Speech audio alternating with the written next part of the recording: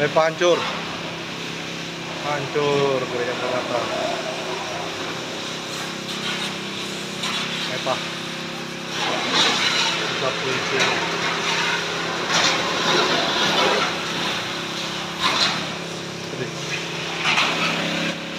Hancur, hancur gereja Maranatha. Pak, bisa polisi.